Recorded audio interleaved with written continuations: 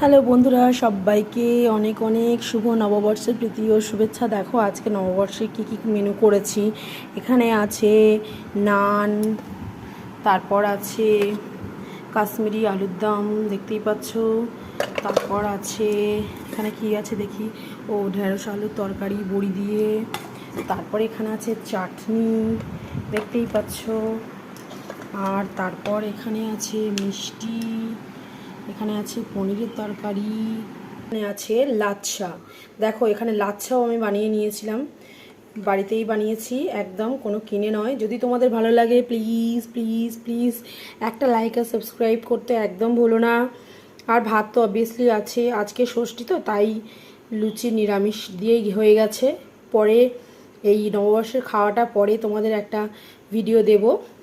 তো ততক্ষণের মতো সবাই ভালো থেকো, সুস্থ থেকো, খুব ভালো করে খাওয়া দাওয়া করো।